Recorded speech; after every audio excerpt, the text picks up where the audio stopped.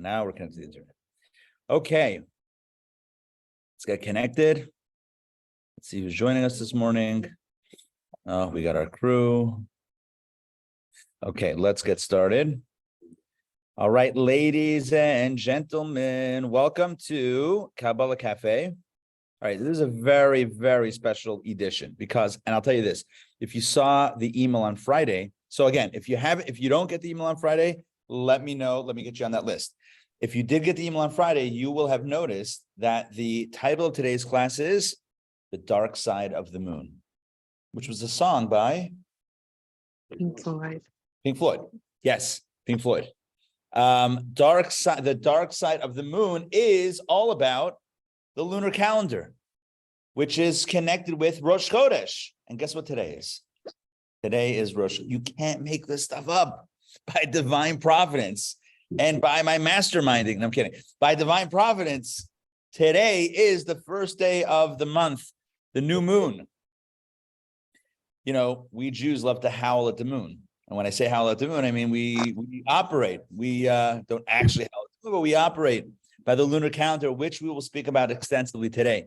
So there's no better time than Rosh Chodesh, which Rosh Chodesh literally means the head of the Rosh is head, Chodesh is month. Rosh Chodesh literally means the head of the month, i.e., the first day of the month, which is again connected with the lunar cycle. This is the day in which we refer to it as the birth of the moon. Now, spoiler alert, the moon didn't go anywhere when we couldn't see it. But at least from on a visible spectrum or perspective, the moon is now reemerging into the visibility within the sky. All right, so that's what Rosh Chodesh is. And it's the first day of the Jewish month. It's always aligned with the moon. But before we get into lunar versus solar, you guys heard about this new lunar-powered electricity stuff? Yeah, neither have I. So anyway, before we get off ground this morning, before we get into lunar versus solar, we are going to talk about the difference between coal and a Flintstone. Now, we could have gone Flintstones, Jetsons, right? We could have gone that debate, but we're not. We're going to go coal. Who remembers Flintstones and Jetsons, right? Who thought, okay, I'm going to keep my hand raised because I know my question, I know my answer. Who thought that at this point we would have those little flying things with the glass dome? That was totally realistic in my childhood 80s worldview. I digress. Back to the story. The difference between coal and a Flintstone. Now, when I say a Flintstone, I mean like, you know, one of those stones that you strike to produce fire. What's the difference between a hot coal and a Flintstone? Sounds like a joke, but it's not. So the way Kabbalah explains this, and it's obviously based on what we experience. If you have a very hot coal, imagine you have a very hot coal, do not touch it with your hands, right? Hold it with a tong or with some other safety equipment. Take a piece of paper and put it on that hot coal. What's going to happen to the paper? It'll ignite. Fire. If you put the right kindling things, like I don't know what, like straw, and then some twigs, and then you can create a fire. From a hot coal, you can create a fire. Right? I should probably give a PSA. Smokey the Bear, right? Only you can prevent forest fires. Therefore, if you're grilling out in nature, make sure that your coals are extinguished fully, because otherwise that can cause great damage. Correct? Hot coals, great damage. However, by contrast, think about a stone, a flint stone. And I mentioned flintstone specifically. Why? Because those are the stones that are used typically for igniting, right? So what do? Any campers or anyone, wilderness peoples? Yes. Girl Scouts, Boy Scouts, yeah, okay, good. So what do you do when you have a stone? When you want to make a fire? So you could rub two sticks together, old school. Or if you have a Flintstone, what do? Help me out here. You strike it. You take what? You take a sharp item, a sharp object. Yeah, you strike it. And what happens is, we got kids on the loose. Yeah, no, but I was told that they shouldn't go into the classrooms because that could be a problem. Anybody mind? Yeah, if you don't mind redirecting them. Thank you very much. Sam, You're doing God's work. All right. So getting back to the story. That would be amazing. if only we were properly equipped. What's wrong with this place? So back to the story. So you have the stone, the flintstone, and you need to strike it to produce the spark that will then produce the fire. So you can get fire from both. Now, the fire that is produced by both is the identical fire. In other words, once you have the fire, you can't tell. You wouldn't be able to reverse engineer the fire and say, this fire came from a hot coal. This fire came from a flintstone. You wouldn't be able to reverse engineer it. Once you have a fire, Your point is well taken, however, it is incorrect. The fire department can reverse engineer. Oh, no. Yes, all right, yes. Okay. But your point is well taken. We're talking about investigation. Yes, correct. Right. No, you're right. You could discover the origins of fire, which reminds me of a podcast that I once heard, a true crime podcast of this firefighter or fire investigator in California who was a prolific arsonist. You guys heard about this story? Years ago. Anyway, I want to stay focused. But yes, you're right. But in the fire itself, so you're cooking. You want to cook, you're outdoors, you're cooking, either it's a coal or whether it's through a flintstone. Either way, it produces a spark, you're getting the fire, and that's it. Now, what's the difference, though, between the source of, between the two sources, the two options, the coal or the flintstone? Here's the difference. The difference is that the coal carries its potential fire very close to the surface. And what I mean by that is, if you touch the coal, the hot coal, you're going to get burned. Because the fire, even though you don't see outwardly, you don't see a flaming fire, it's a white hot coal. So even though you don't see the fire, but the heat is right there on the surface, as opposed to the stone, you can touch it, you can handle it, put it into your pocket. It's not hot, it's not going to burn anything until you strike it. Which reminds us the following, that in life, there are different sets of abilities that we have. Some abilities are right there on the surface, like that hot coal, like that white hot coal. In other words, it's not yet, the fire is not yet fully developed. You don't see the fire, but the latency is right there. It's right there. It's ready to go. And the moment you put anything by a piece of paper, a little twig, it's going to catch on and explode in fire. There are other soul powers that we have that are a little bit more dormant, a little bit more reserved inside of us. The only way for those abilities to come out, striking. Not in a bad way, but in a good way. It's like what this necessity is the mother of invention, right? Sure you've heard that before? What does that mean? It means when you're in a crisis, you get very creative. How come you didn't, why weren't you so creative without the crisis? Because sometimes the deep recesses of creativity or other powers that we have inside only come to the fore when there's a moment of crisis.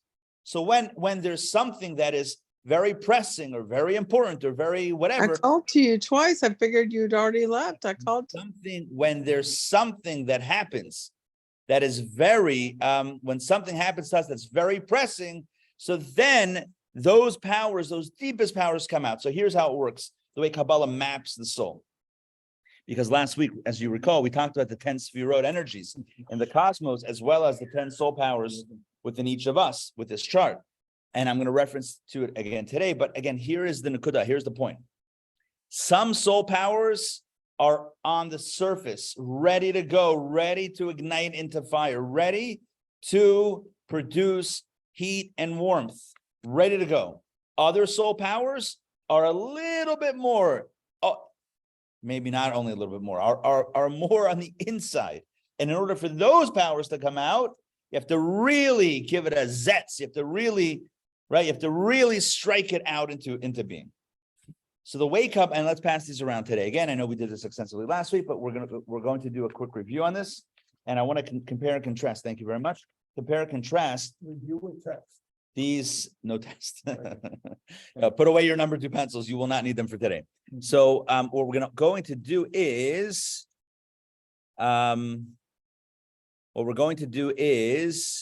take a look at these energies and see exactly which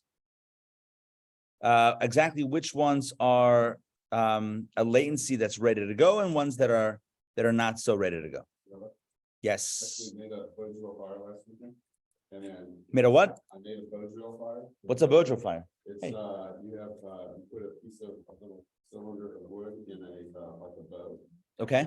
Like a bow and arrow bow. You Yeah. wrap it around, and you have a piece of wood on top, a piece of wood on the bottom, and then you're spinning the spindle back and forth. Really? And then what it does is it creates a lot of ash. And then when the ash builds up, a fine ash, it will create a coal because the ash will be hot and then it'll collect. And so it's wood and air Interesting. combining to create fire. and Interesting. Pressure. So that might be a Hybrid. hybrid between Right. service and. Yeah. So Why the- don't you just hit yourself and pick lighter? Right? Seems like cut out the middleman. No, so it's interesting. So, and all of that, everything that I've told you thus far today is all literally in Kabbalah and Hasidic philosophy. It talks about the kol, the kachelet. It talks about the tzorach halamish. Talks about the flintstone. All of this comparison and contrast is all well sourced in Kabbalah. So now, as you have, and I put it up on the screen as well. Now that we have this chart in front of us, just to quickly review, there are 3 intellectual soul powers, 7 emotional. What's interesting though is that the final one, Malchut, as I pointed out last week, is a little bit separate from the group. There's like this group which is like almost in a form of a body, as it were, and then you have Malchut, which is a little bit disconnected. And the reason for this is because Malchut is fundamentally different. Remember highlights for kids? Oh, I love highlights. Right? Great classic Americana entertainment. So what's highlights? Highlights was this kids magazine, but my favorite page was the spot the difference page. Remember that? They had 2 pictures and you had yes, I'm not right. That's Go correct. on, I You had know a s- exactly what you're talking about. There you go. So you had to spot the difference and like, oh, look, This one Mary doesn't has- have a bow in yeah, it. oh, she has a bow with 3 flowers and there that she has a bow with 2 flowers or whatever it was. And you would note the distinction. And that was great fun for the whole family. Sure. Here's the point. Kabbalah compares and contrasts different energies and explains why one is not like the other. Why is Malchut different than the other energies? It seems like they're all kind of congruent with each other. You have love, discipline, compassion, ambition, devotion, or humility. You have bonding or communication, relationship, and then you have leadership. Seems like one of the 7 and similar. But the way, and I started explaining this last week, the way Kabbalah explains Malchut, leadership, is in a very radical way, in a very unique way, in a way that really highlights the distinction between that energy and the other energies. All of the other energies can be self-produced. Why? Because the energy, those powers lie within the soul on the surface, ready to go, which means you don't need anyone around you to be inspired to kindness. You can be at home alone and you can be inspired to kindness and then go out of your home and seek someone with whom to express your kindness. So yes, the expression of kindness requires someone else, but the generation, the development, or the internal desire to be kind is self-generated. Likewise, discipline, compassion, all of the other 6 of the red energies, they're all self-initiated, self-generated, and really self-oriented. Even if its expression requires another subject, it's really about self. When I am giving chesed, love, it's me who's giving. I need a recipient, right? But that's almost like a secondary thing. I want to give. Who am I going to give to? Right? It's secondary, slightly. Malchut is fundamentally different. Malchut, again, is leadership and it's not dictatorship. Yes, someone can have a power trip on their own and say, who can I dominate today? Whose life can I make miserable? Who can I boss around today? That is absolutely a very ugly self-generated trait. But that's not what Malchut is. Malchut leadership is by definition, not by experience, but by definition, Malchut is a response to a need. When there's someone who's in a need, right? Someone's in a need of guidance, and that evokes within you that leadership, that sense of responsibility to that other, that's what Malchut is. It's kind of like parenting, right? When you're looking at a child for the first time, right, into those eyes, those small, innocent eyes, and you realize, well, wait a second, who's going to take care of this child if not me, right? That evokes a sense of leadership. Again, leadership is a broad term. It could be within ourselves, it could be whatever, within our family unit, within our community, etc. But the big idea here is that leadership is not self-generated. It's always generated or stirred by the other that almost needs and is asking for that leadership and guidance, which is why in Jewish terminology, we say the famous classic phrase, Ein melech below am. There is no king without a nation, without a people. Why can't you be a king by yourself? Why not? Because then you're not a king. You're something else, but you're not a king. You're something else, you're not a leader. It's not a king. Unless there are those who ask you to be in that space, in that position, it's not what it is. It's not the leadership that it is. Yeah. Last week, didn't you say that this little hanging chad also comes back up to the top? Yeah, we're gonna get there in a second. I'm gonna retrace that in a second. But I first want to develop this idea that I don't think I highlighted enough last week. The idea that Malchut is a responsive power that is literally generated as a response to a need of others. Whereas Chesed is your Chesed, your love, Gvura is your discipline, Tiferet is your compassion, it's all about you. Malchut is always generated by the other, which is why, again, I said this last week, Moses, who's asked to be the first Jewish leader. There were great tzaddikim, there were great righteous people. Abraham, Isaac, and Jacob, they were not asked to be leaders. The first person in the Torah and the Bible who was asked to be a leader was Moses. And what does he say? No. Why? He doesn't want to be a leader. He doesn't feel the need to be a leader. But when the need is presented and articulated, and when God puts his foot down, you kind of have to say yes. Then Moses acquiesces. Leadership is something that is born of a need. It's not something that's self-generated. Again, dictatorship, bossiness, that can be ugly, that can be self-generated in an ugly way. But real, what we would call servant leadership, selfless dedication to the other, is why would somebody sacrifice their own self-interest for someone else? Why would anyone be a parent, is really what I'm asking. Makes no sense. Why would somebody sacrifice their sleep at night for a small person? Makes no sense. Just don't grow up with that school and you won't have to. Not okay. You're saying play the long game, but why? It's something that's born. It's something that comes from a need. In other words, when I say the need of the child, I guess I'm not explaining why people choose to have children. I guess that's another conversation. But once a child is there, that evokes the sense of malchut, of leadership. It's a servant leadership. It's a selfless leadership. But that's always evoked by the other. So again, bring it back to the coal and the flintstone. All of the other six, the first six energies, we would call those coal powers. I know they're soul powers, but they're also coal powers in the sense that those energies are right there on the surface, ready to go. Chesed, ready to go, ready to burst out of the gate. Gvura, ready to go, ready to be applied, etc. Malchut, you got to strike it. You got to bring it out.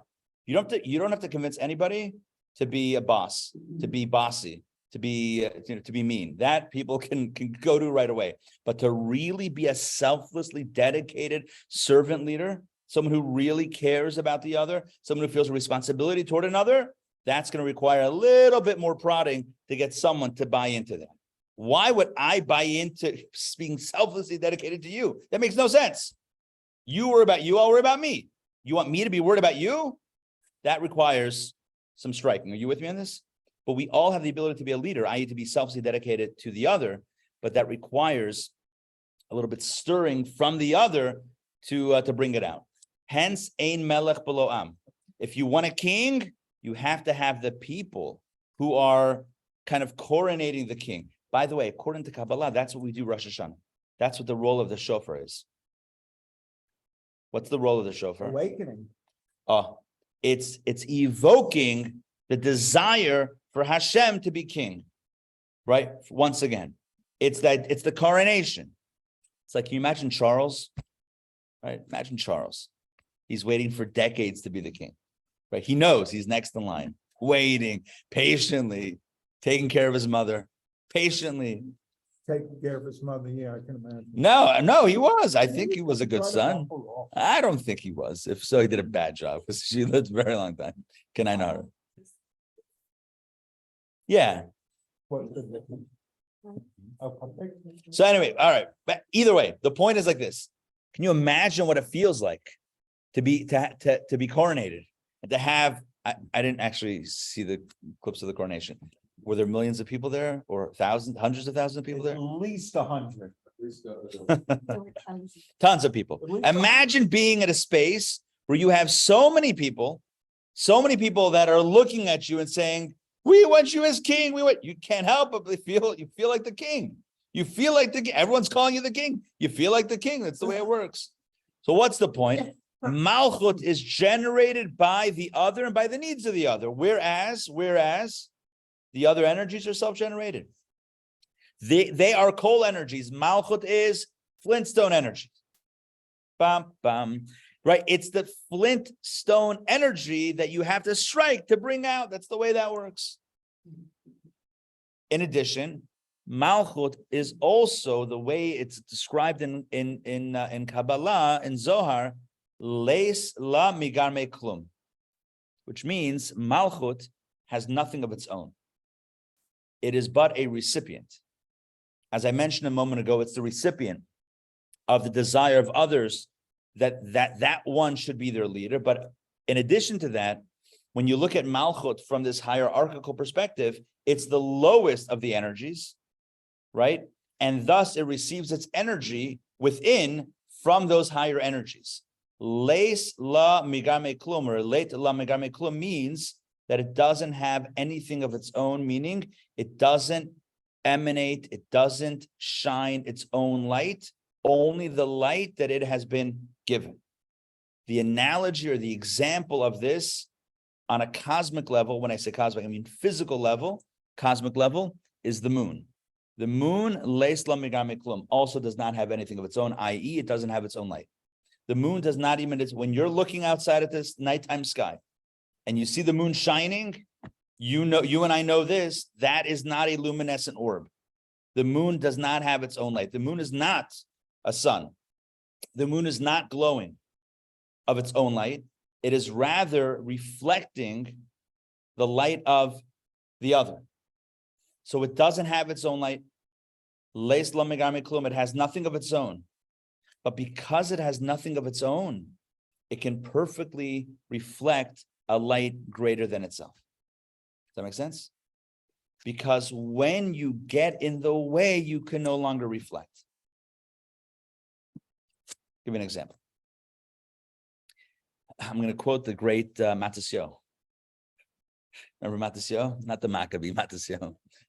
The Hasidic reggae superstar Matisyahu. Remember Matisyahu? Yeah.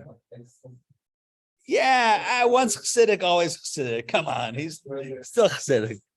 He's Hasidic. Anyway, he slept on our couch once. Matisyahu? Yeah. He's a tall guy. Yeah, he didn't fully fit on the couch. Huh? Yeah, in town. Yeah. Did a concert, where was that? On North. What was it? No, what was that concert place on North? They tore it down. Masquerade. Yes, yeah, but this was like more than a few, it was probably 10 years ago. He did at Masquerade. And then like he did a concert like right before Shabbos. So he then came over and it was, yeah, it's fun. Good times. It was a long time ago. He's been through a lot of changes since.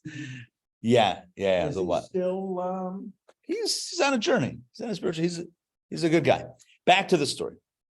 So, by the way, Huh? All Jews are good guys. Yeah, absolutely. Yes, including Everyone Matisyahu. is special. Absolutely. So Matisyahu writes in one of his songs, or he sings in one of his songs, something along the lines of, I don't remember the exact lyric. When your cup's full, it's bound to overflow. When your cup is full, it's bound to overflow.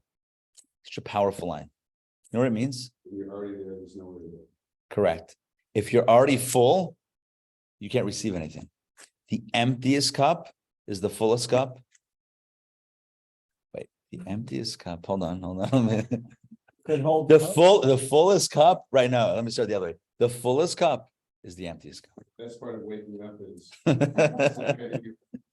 Is Kabbalah in your cup. That's what it is. The best part of Balanced cookie in your mouth. and a mini cupcake. Let's pass them around again. We should pass them around. We'll do hot cup. So pass them around this way again. So anyway, so a full cup is actually the worst. Why? You're like, oh, I have a full cup. Yeah, but that's the problem. Why? Because your full cup is precisely the cup that can no longer contain anything else. You're maxed out. And if you're maxed out, you're not learning, you're not open.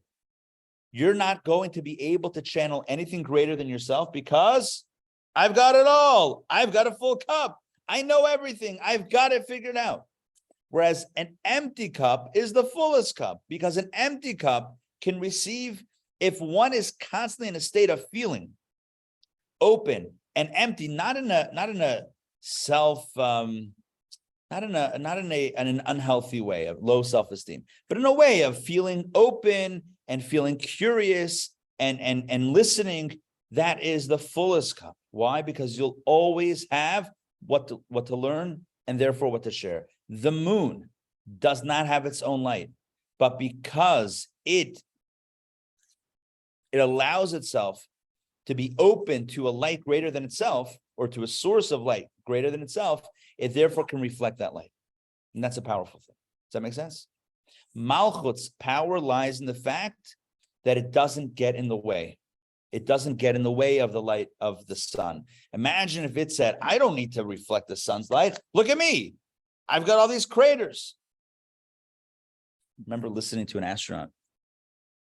Always listen to an astronaut. If an astronaut's talking, I remember listening on a podcast to one of the guys who was on the first mission that passed by the moon. This is before the moon landing. They went. The first one that saw the backside of it. Yes. So they had never been seen. Never been seen before. So they went up there. Maybe Jean Glenn. Was it Jean Glenn? Was there another guy? There was like three guys on that one. Neil Armstrong, John Glenn, and no, I don't. Might have been John Glenn. He was fantastic in this interview, and he said that they went up and they were preparing for this mission for a long time, for years. They go up there and they're looking at them and they're examining it, and he said it was ugly. It was just gray and cratery, and then they went over the other side and they saw the Earth for the first time back around, and there's that famous picture that they took called Earthrise. You ever see that one from outer space, and you see like the glow of the Earth, and they saw, wow, the beautiful blue shining planet, and they realized that all of the people that have ever lived and loved and shared and created were all in that little space, and their hearts were just filled with love. And then the moon was like, okay, the moon. But anyway, but today we're speaking about the moon but imagine if the moon allowed its craterosity to get in the way. It's like, no, look at me. I'm a moon. I don't need to reflect your light. I've got my own light. By the way, people say that all the time, right? Without using the names, and may have changed, but to protect the innocent. But the story is the same. And what is that story? The story is that oftentimes we say, what do I need that idea for, to learn that thing? I already know this, that, or the other. And we cease to reflect, we cease to shine, because we are so filled with a sense of self and our own light or lack thereof, as opposed to the moon, notwithstanding the story that I just told. The moon is a good reflector of the light of the sun, precisely because it doesn't get in the way. It doesn't get in the way, and therefore can reflect. Imagine if the mirror got in the way and said, you know what, let's change things up a bit. You look and say, like, hey, who's that? I think we do, right? I think we do that also anyway. But like, it's like, to be a reflector is something very powerful because it means you're working on yourself to not get in the way,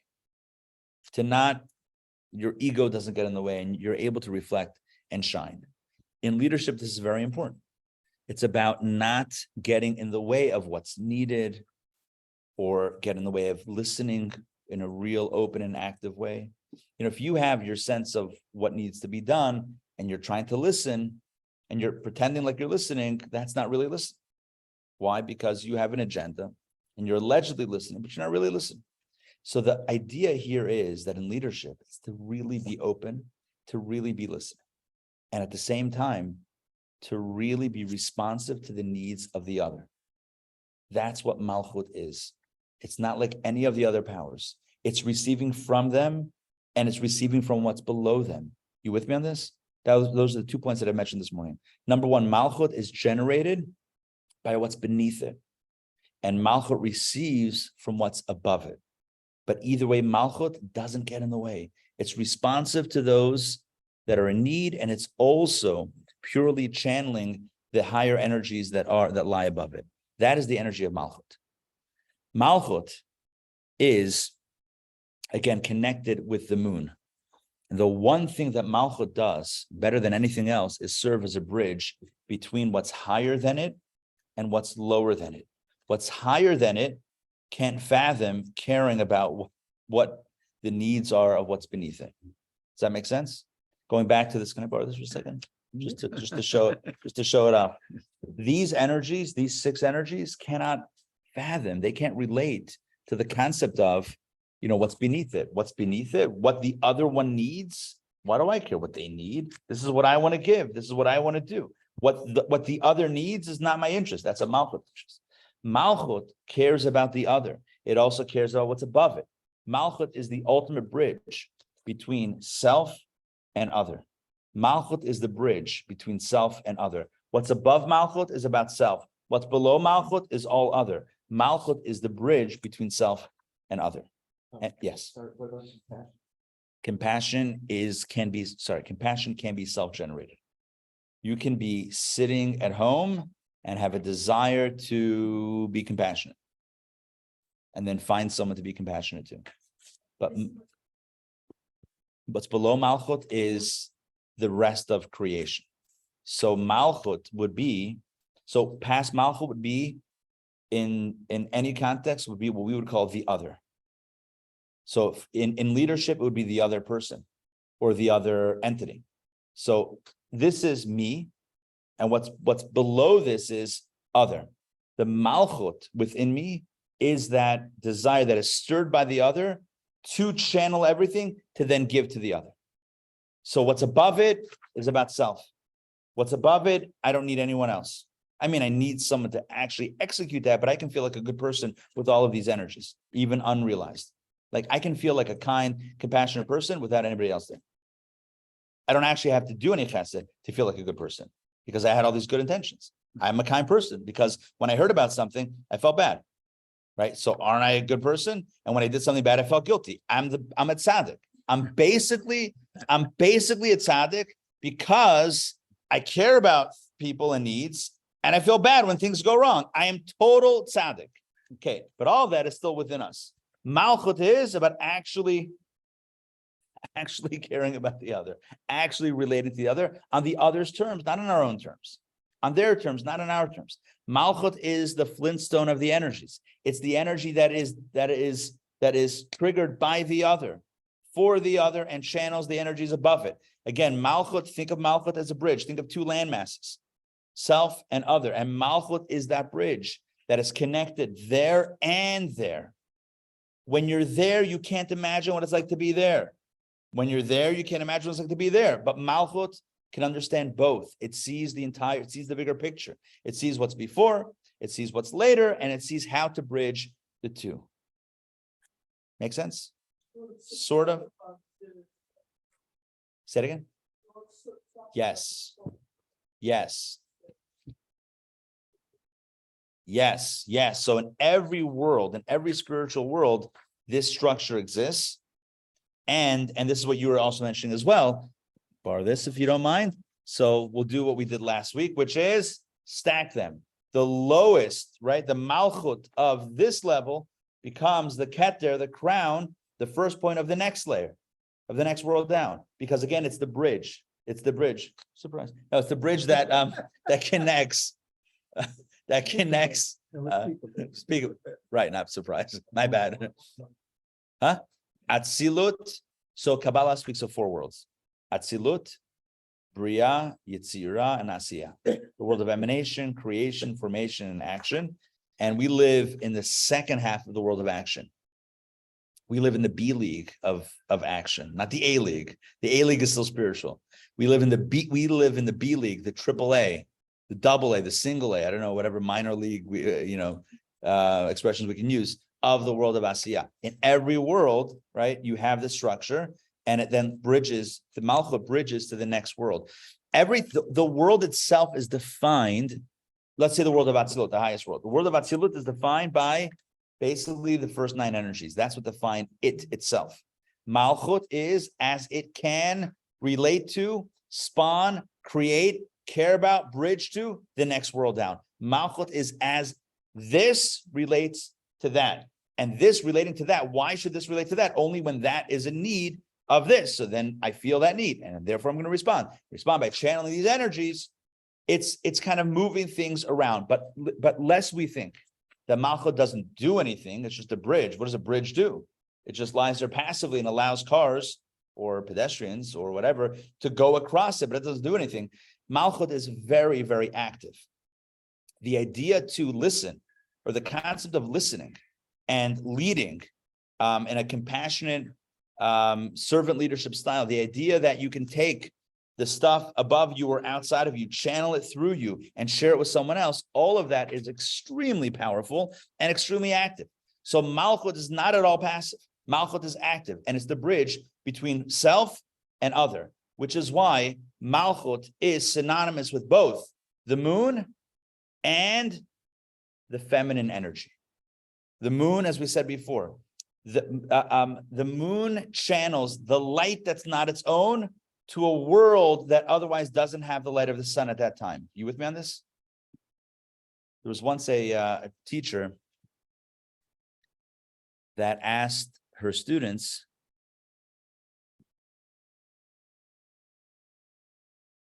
what's the joke? How does it go?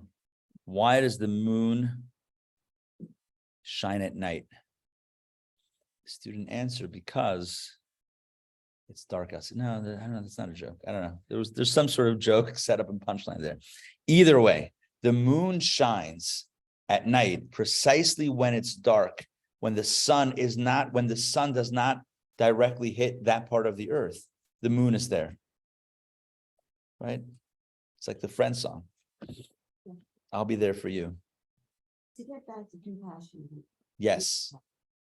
So if you have a friend and they're in need, and you go and you listen to them and you help them and you do whatever is necessary, is that malchut, or to have malchut, do you have to reflect all of these other things at the same time? The answer is you have to reflect all those things at the same time. In other words, that is compassion, not the emotion of compassion, but the action of compassion. Acting on compassion. Right. So that's the action of compassion, which would be a malchut teferet hybrid, which means that your malchut, you're really connecting with the other and listening to their need, but you're channeling compassion to give to the other. Right. So that would be malchut. Anything that's actually interfacing with the other is utilizing malchut. So it doesn't need all these others. It Doesn't need all of the other 9. Correct. Although many of them are, although there's usually a synthesis of a few of them together, but correct. You don't need all 9 every single time. Okay. Correct. Good question. You said something about the malchut, it channels everything. Right. It could channel. Right. It could channel everything. Yeah. So to clarify that, it could channel all the energies. Doesn't have to channel all the energies. What's our call to action on all of this? What is the lesson? I mean, Oh, well, we're we're not. learning all the series and everything, but what is our call? to I have 25 minutes to make this relevant, to make this practical. Okay. We're right now in the investigative stage. But the channeling, and so this is God's connection to us. We're connected to all of these qualities from the fact that we exist.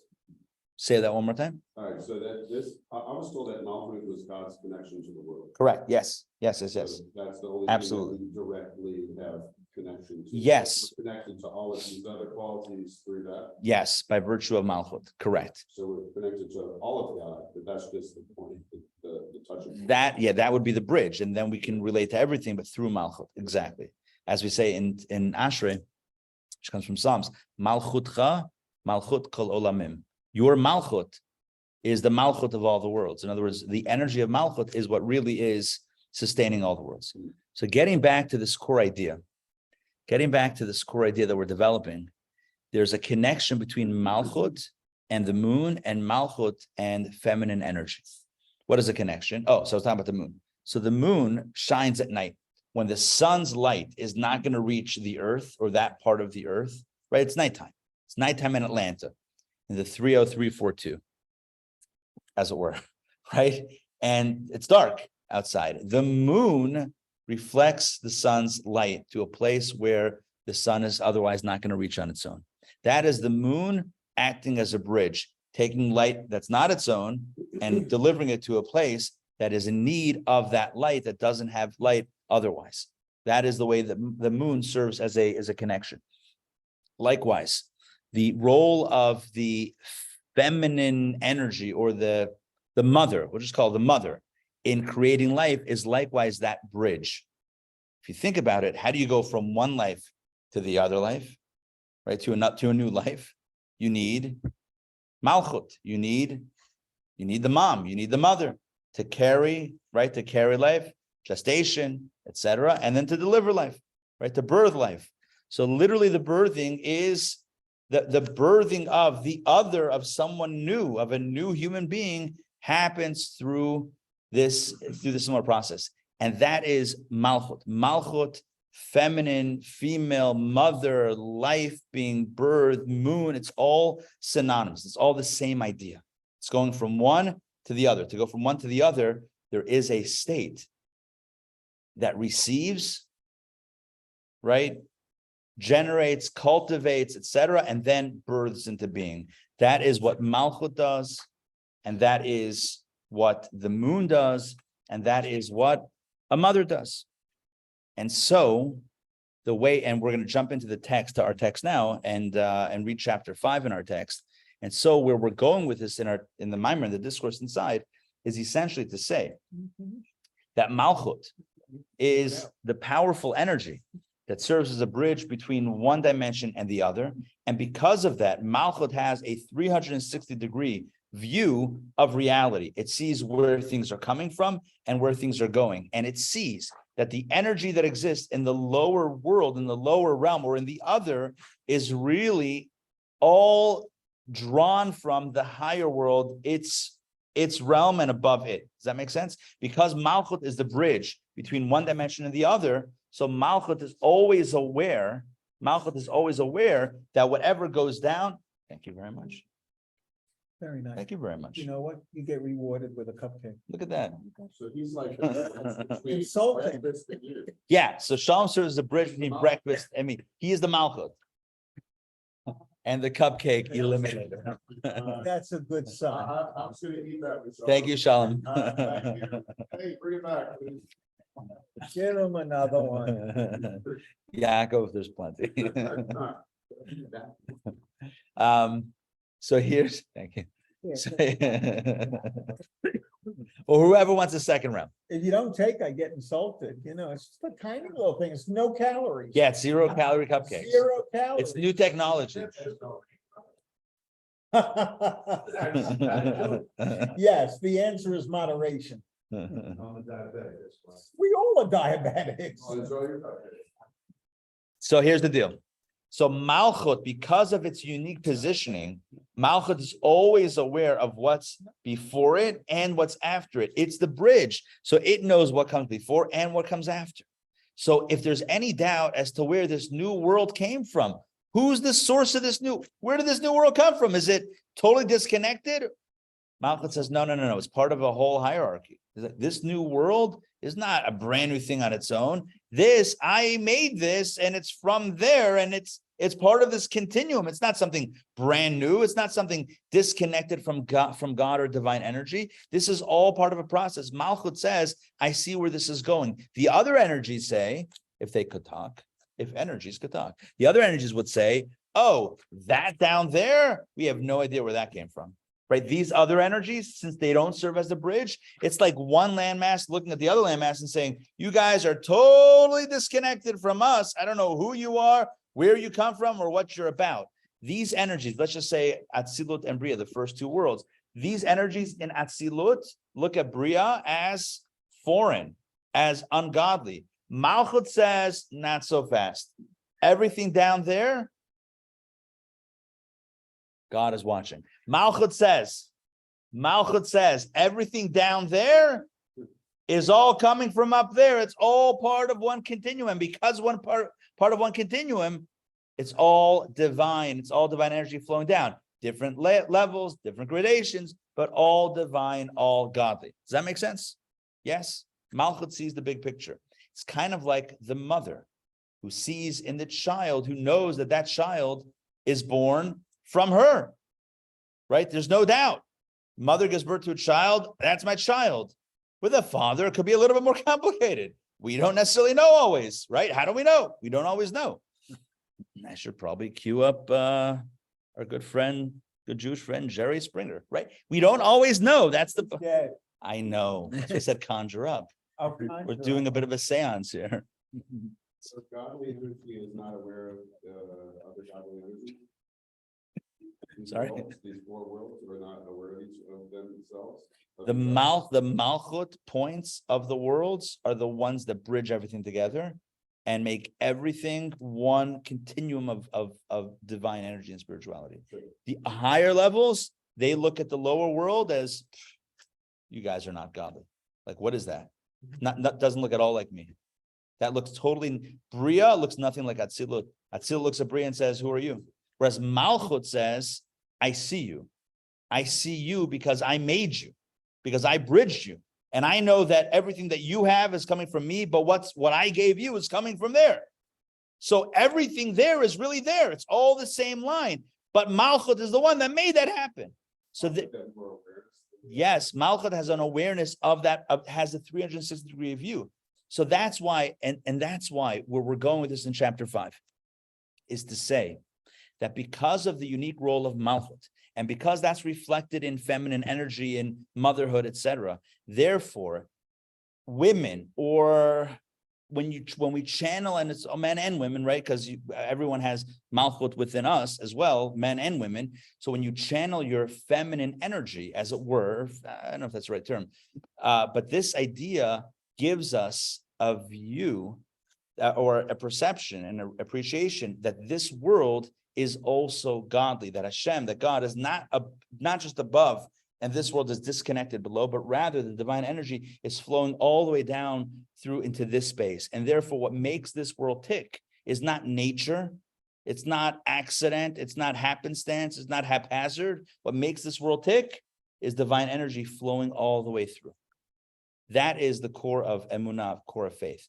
Faith is seeing the world and recognizing this too is a product of God.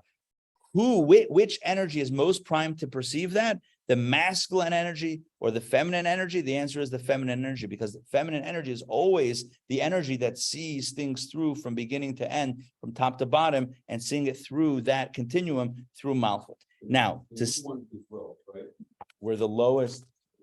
We are the lowest. We're at the bottom of the food chain.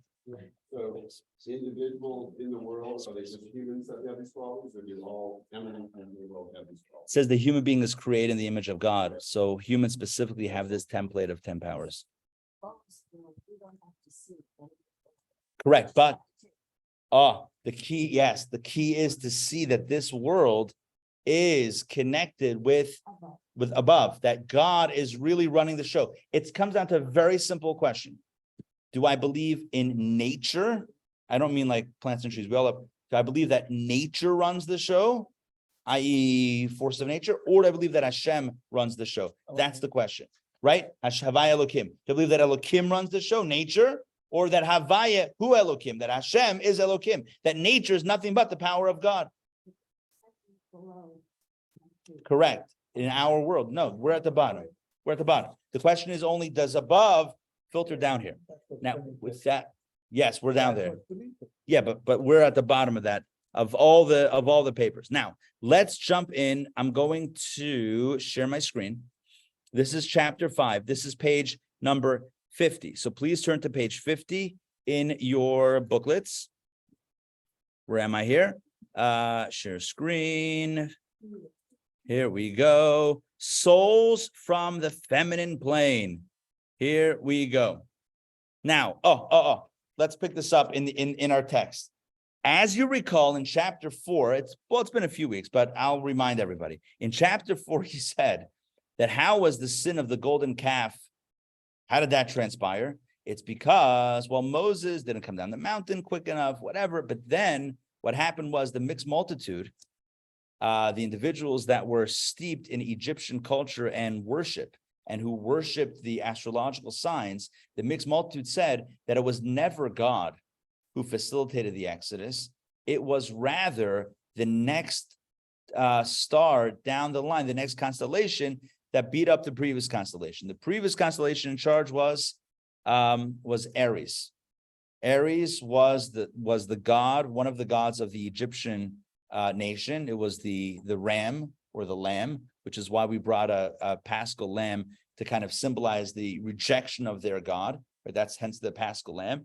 And so they believed that it wasn't the lamb or the ram that it wasn't God who had defeated Egypt, but it was rather the next constellation. After Aries is Taurus. In the list of constellations, you have Aries, and then the next month is Taurus. They believe that the Taurus defeated in the sky, right? These constellations, these battling stars, these battling zodiacs. So the Taurus defeated the Aries, and that's what happened. And that brought an end to the Egyptian stronghold, and the Jews were able to go free. But it wasn't God.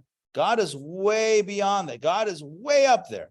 God's not getting involved. It's these stars that are fighting. That's what the ancients believed. That's what a non-monotheistic belief was for many times, that all of these forces in heaven were fighting, and that was affecting what was going on planet Earth. So they felt that Taurus had defeated Aries, and that's why Egypt fell and the Jews got free. Therefore, to celebrate that defeat and the rise of Taurus, so we're going to make a golden calf, because the Taurus is a bull. And if you make a bull, it's a little scary. So they made a little bull, a baby bull, a golden calf. That's what the mixed multitude believed. Basically, what they were saying is God is not getting involved in what's happening on Earth. I think God, it's like, when the World Series is going on, is God a Yankees fan or a Red Sox fan? Right? Red Sox. Right. Fine. I'm just saying whatever one. But does God really care about baseball or not baseball? So the person would say God doesn't care about baseball. The mixed multitude said God doesn't care about the Jewish people. God doesn't care about what's going on in the world. If one nation is oppressing another nation, if the Egyptians are enslaving the Jews, you think God cares? You think God, all the way at the top, cares about what's going on planet Earth? God started it all. God has zero interest about what's going on, let alone zero interest in getting involved in what's going on. You think God facilitated the Exodus? Are you kidding me? It was definitely the star constellation, Taurus, that defeated Aries. All right. It's kind of like, right? How is God getting involved in world events? God is not. That was their conclusion. God is not getting involved in world events. And what he's about to say here is that that's why who worshiped the golden calf? The Jewish men. But the women were never involved in the worship of the golden calf. Why? Because women whose souls come from Malchut, because again, within the masculine feminine dynamic, so men correspond to Zah, the 6 energies, the 6 red energies that are self-contained, whereas women correspond, the feminine energy corresponds to Malchut, which is birthing life and giving and connecting and bridging. So therefore, men who are up there, as it were, so the men said God is up there and the world is down here, and there's no bridge between the two. So yeah, God is up there. We believe in God conceptually, but what facilitated the Exodus was probably Taurus and not God. Because why would God get involved in lowly earthly matters? Whereas the women said, are you kidding me?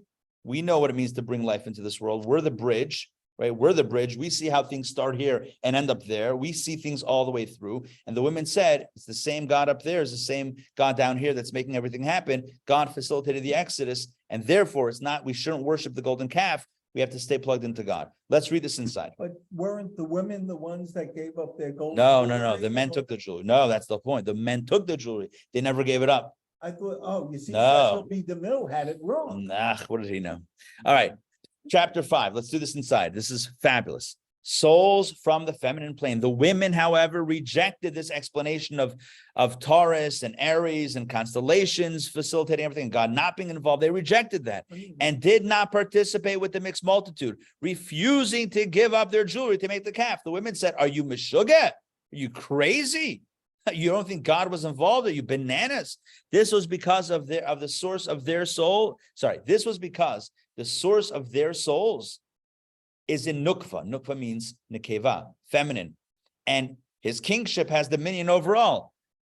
Namely, Malchut rules over all the 70 ministering angels in heaven. Malchut is the divine bridge that rules over everything in heaven and on earth as well, including the constellations. The women knew and sensed in their souls that there was no substance to the constellations and ministering angels to a greater degree than did the men sense it. For the men's souls are from the masculine plane. Zeir Anpin of Atzilut. Zeir Anpin is the 6 energies that we see in the depiction, right? This first 6 energies of Atzilut, the highest world, which is utterly, let's continue on 52, exalted and elevated above and beyond the worlds of Bria, Yetzira, and Asiya. In other words, the men's souls, men come from John Gray. Was that his name? Men are from Mars, women are from Venus.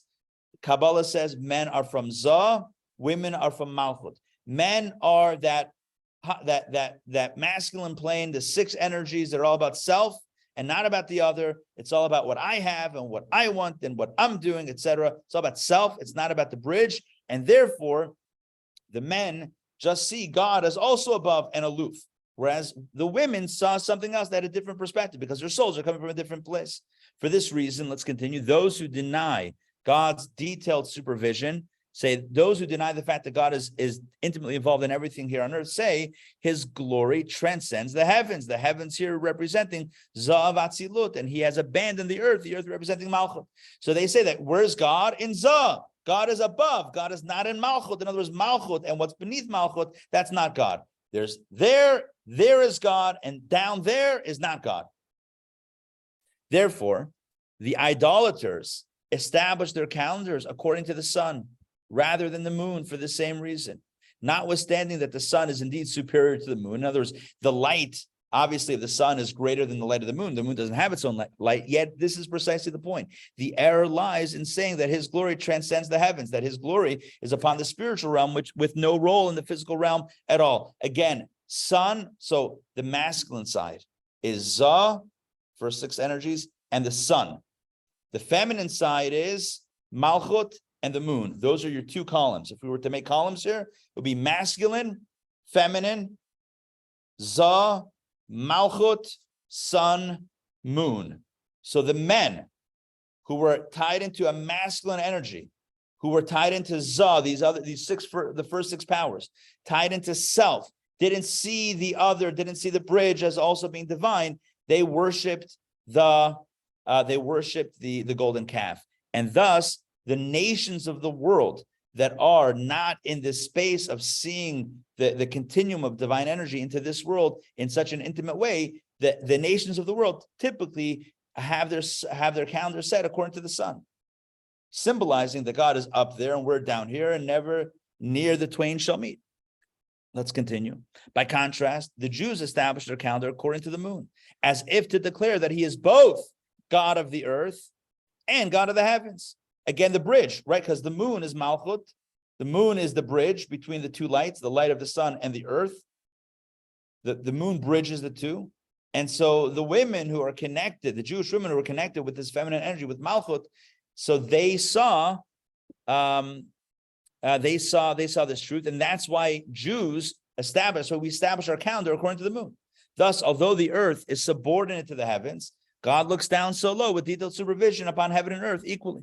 Indeed, precisely because God dwells on high, does he look down so low upon heaven and earth equally. For in truth, even the heavens are descent and degradation for him. And what that means, what he's saying right now is, if you believe that, see, as I think the first session that we had a few months ago, 3-4 months ago on this text, I quoted Rabbi Freeman, who phrased this beautifully. Tzvi Freeman.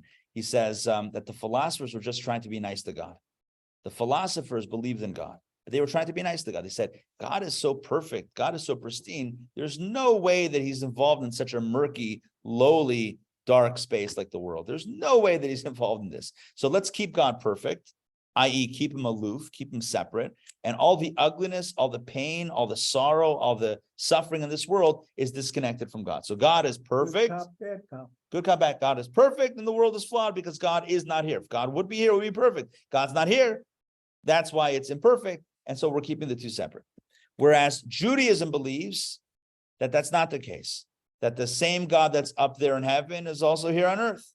And the world is not perfect. Okay, it's because God wanted a partnership with us to help make the world into a better place. So therefore, God's not going to make it perfect by default. God's going to say, I'm here, but I want you to do some heavy lifting. It's like a partnership. Not one party does all the work. God says, I am joining up with you in this partnership. Let's make this world into a space that we can all enjoy. But here's the big idea. The big idea that he's saying here is, because God is so great, God is also here on earth. Because to say that God is not in any space, even in a lowly space, is to limit God's power. It's kind of like if you say that, classic example, a teacher who's a really brilliant teacher can't teach little kids. Why? Because the kids won't be able to understand the lesson. Like Einstein, could he teach third grade science? Yes, to dumb it down. It's to dumb it down. We learned that in the Lima. Right. The greater you are, the lower you can bring it down. It says about King Solomon, the wisest of all men, says that he was able to give 3,000 parables for a concept, 3,000 examples. So the Kabbalah asked the question, 3,000 examples, what? He was parallel examples. Why is that so great? It says, no, he was able to bring down a concept, a very lofty concept, down 3,000 different levels. Here, all the way down to the simplest idea, to the simplest point. Maybe put it into a one frame comic, or one sentence, or one word, or whatever it is, to take this down. I don't know if you call it dumb it down, but bring it down all the way to the lowest space. And so the mark of greatness is not how high you can go, it's how low you can go. And so the mark of divine greatness is not that God is in the heavens. The philosophers said, God is so great, we have to keep him up there. They were making God not great by doing that. They're saying God can only exist in heaven. And that paradoxically reduces God to a one-trick pony, to a one-hit wonder. Little ace of base, right? Now God, I saw the sign, right? So now you have, I don't know. So now, were they one-hit wonders? Did they have the kind of, maybe two, maybe two. Who had two? Just one. All right. So here's the deal. The philosophers thought that we want to keep God great. So God's up there. God's no way that God's down here. Down here is all this other stuff that's in control. But by doing so, by trying to make God great, they made God small. Their conception ended up with a God that's really small. God can only exist there. This is going to scare him. God can only exist there. Whereas God's the way we understand God in Judaism is no. God is so big, God's here as well. That's the point. Look at that last line. Indeed, of the top paragraph on 54, the second paragraph. Wow, the first paragraph of 54, second line. Indeed, precisely because God dwells on high, does he look down so low upon heaven and earth equally. For in truth, even the heavens are descent and degradation for him, which means that heaven is also low to God, as it were, but God's in heaven, God's on earth as well, because God is so big, God is infinite. God is in both spaces simultaneously. Women are rooted specifically in Malchut, and thus are similar to the moon, which waxes and wanes every month, like their feminine cycle, as every 30 days they become impure and then are sanctified, and are then sanctified. Consequently, right? So he parallels the idea of the waxing and waning of the moon with the feminine cycle, which is this potential for life, and then the shedding of the potential of life, etc., which is again this waxing and waning, this filling and then this diminishing. Consequently, they did not, since women are connected with Malchut, and Malchut's connected with the bridge between higher and lower realities, with seeing the whole continuum. Therefore, they did not accede to the mixed multitude regarding the calf. They said, baloney, right? Unlike the men who are from the masculine plane, and so did not reject the mixed multitude. So now we have clarity on this entire subject. And the clarity, and we're about to get to the last paragraph, but I just want to set this up. The clarity we have now is why it is that when you look at the sin of the golden calf, only the men were involved. And in general, throughout the Torah, throughout the 5 books of Moses, whenever there's a rebellion, a revolt, a complaint, there's no water, where's God? Why did he take us into the desert? Blah, blah, blah. We should go back to Egypt. It was always the men, it was never the women. One time, there was the women, Which when time? they were dividing up the land. That wasn't a complaint. That wasn't, I don't see God here. No. The men's complaints that I just stated were ones in which the men said, we don't see God, we've lost faith, we're panicking. Okay. The women, Selafkat's daughters, didn't panic. They just said, on the contrary, we believe in God, we want a piece of the land, we want a piece of the pie. Why are we cut out? So what was the punishment for the Egel? Was it the 40-year wandering? It was the 40-year that for wandering. the Moroccans? No, you're right. The sin of the golden calf was, the punishment was that the ones that were directly involved in instigating it, they got perished. That was And the bad. rest of them were given a stern warning never to do that again. Because my question is, if the Yes. women weren't involved, Right? why were they involved in the punishment? But they weren't. No, they involved in the weren't. punishment. No, they weren't. On the contrary, as Only what? if the wandering 40 years was the punishment. On the which is contrary, they got rewarded from the sin of the golden calf because of their lack of participation. What's the reward? Last paragraph. For this reason, the holiday of Rosh Chodesh, which is the holiday of the moon and time of its ascent. In other words, when it, I said that in. you did, this is softball pitch, pow, was given more to women than to men. That's what today is. Today is Rosh Chodesh. Today is a women's holiday. And although women are generally exempt from all time-bound positive commands, the observance of Rosh Chodesh does not fall into this category, since their souls, like the moon, are rooted in the feminine plane. And that's how this entire discourse ends. And the punchline is that the reason the women never got involved in any of the drama in the 5 books of Moses is because their souls are literally rooted in a place that is synonymous with faith.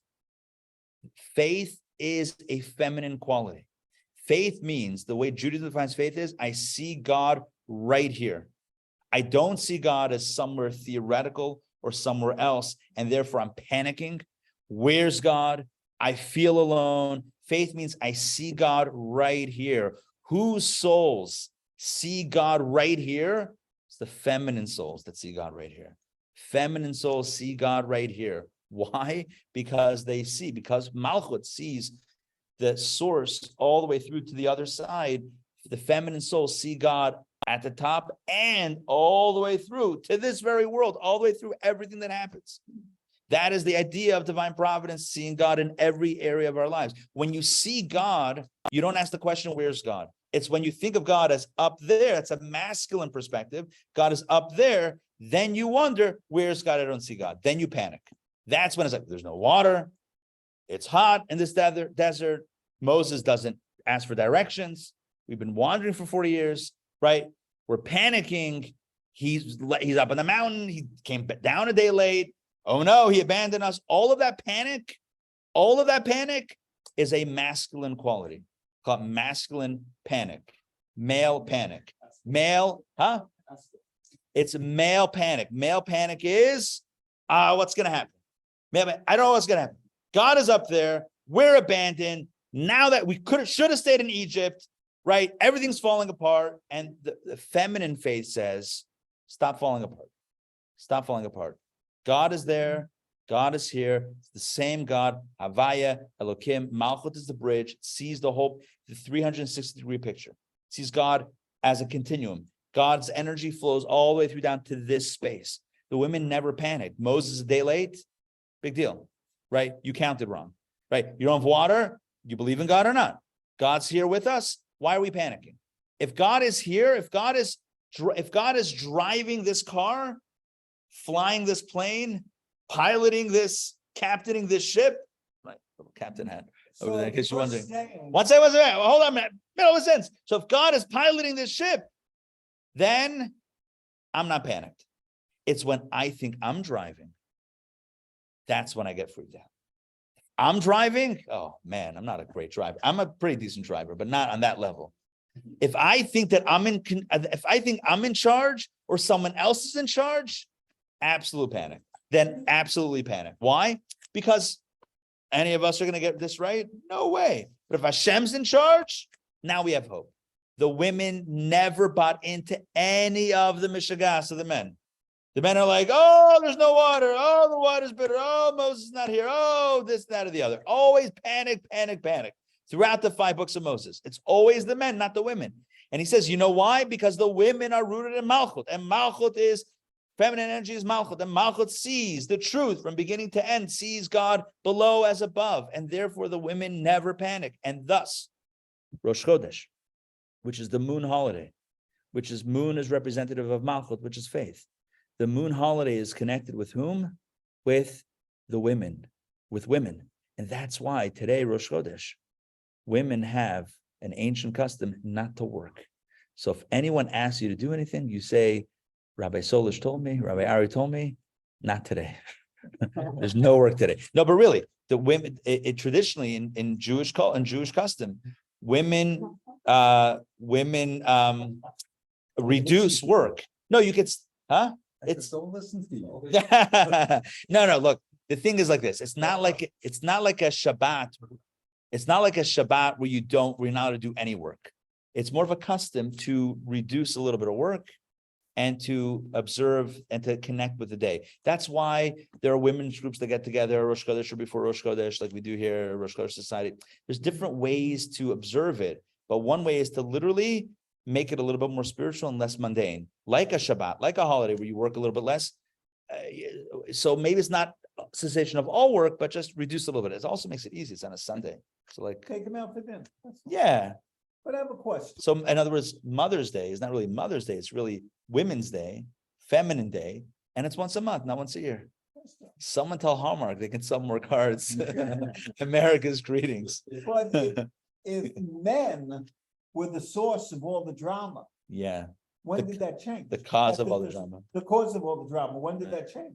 At the destruction of the Beis Hamikdash? I don't. Because it's a complete flip now. Aren't women the source of all drama? I have no idea what you're talking about. but My experience has been quite the I will tell you opposite. my experience whenever I teach a class that is primarily about spirituality, like Women get it. heavy spirituality, the ratio, it's reflected in the ratio. Not that men don't come, but you see there's an emunah, there's a faith that women have. Guys also have, listen, but there's a faith, there's something innately spiritual in the feminine energy. And again, just to clarify, I've been saying this disclaimer, consistently. Men and women have these 10 powers of the soul, which means men have malchut as well, which is that feminine capacity. But again, it's about shades of priority and what's magnified. Yeah.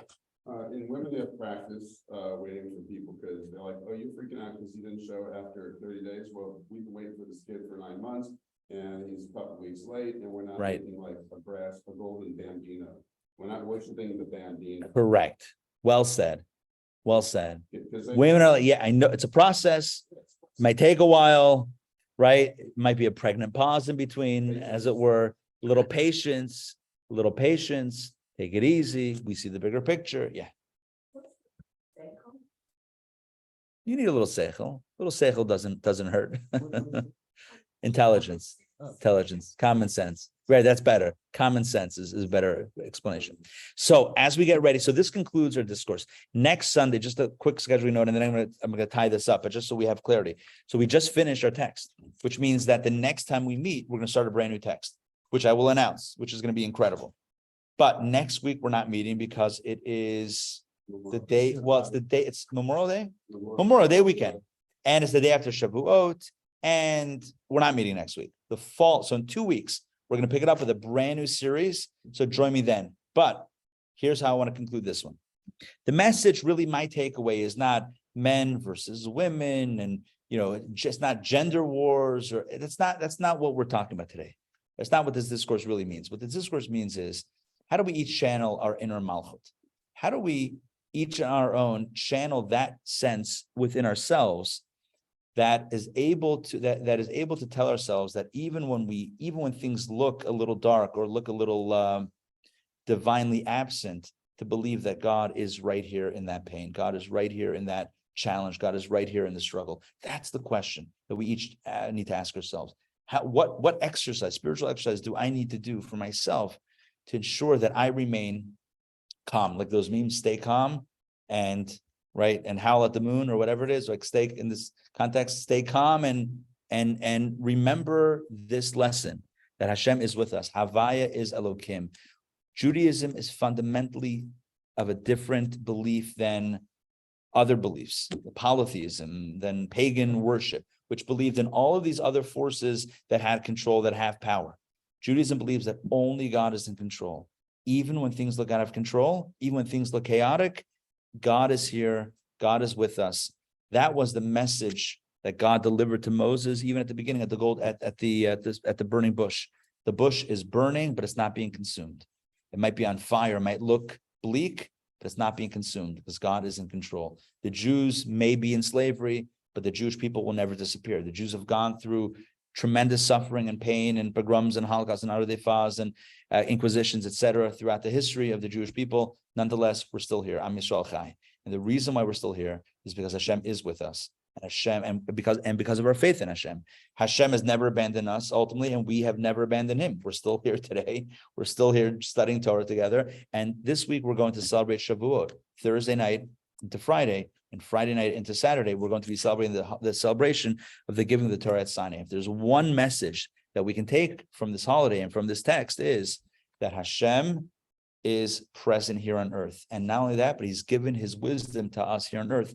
So as we implement his will right here where we are. So I want to wish everybody a Chag Sameach, happy Shavuot, and looking forward to continue studying Torah together. Now, a quick scheduling announcement for this week.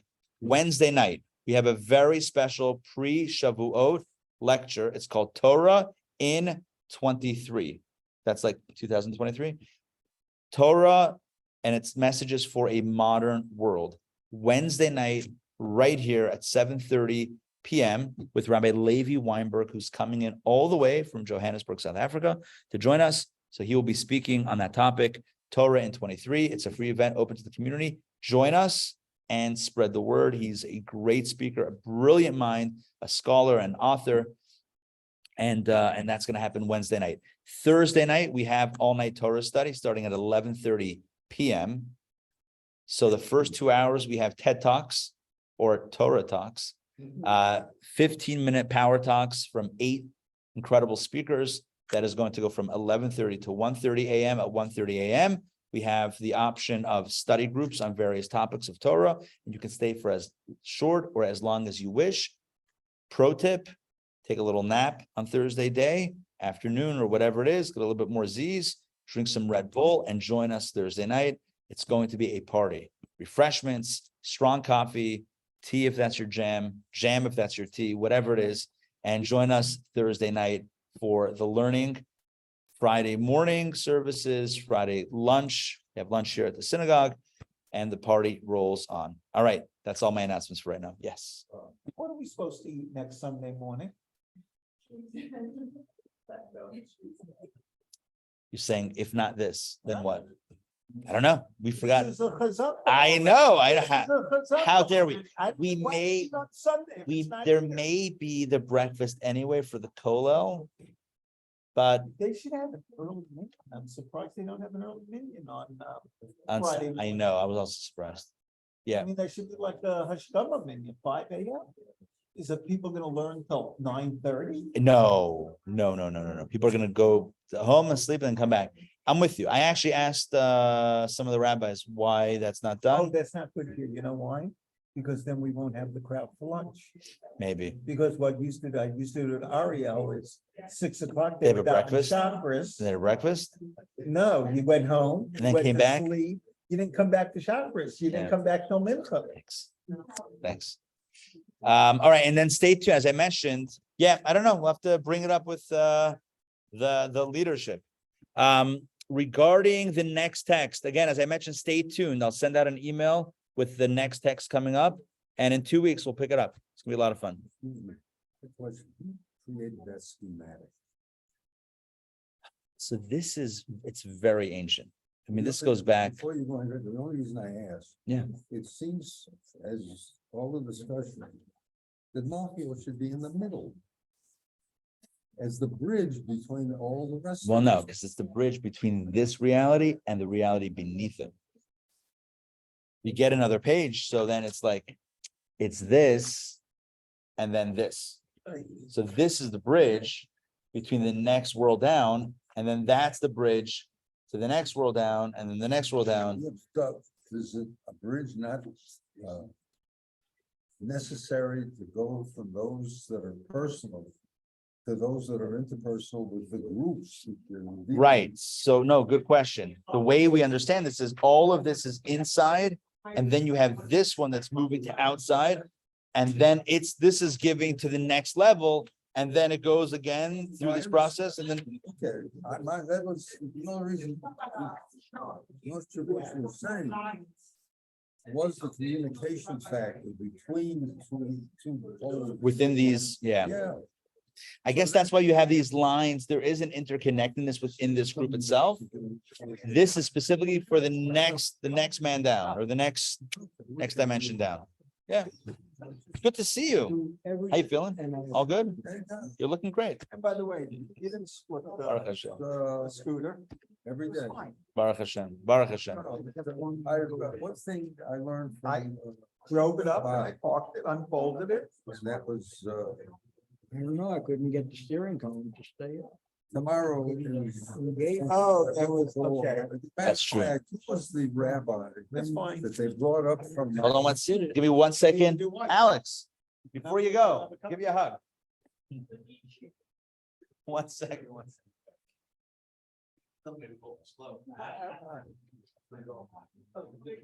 Let's see if my chef knows what she's doing. What is she doing? I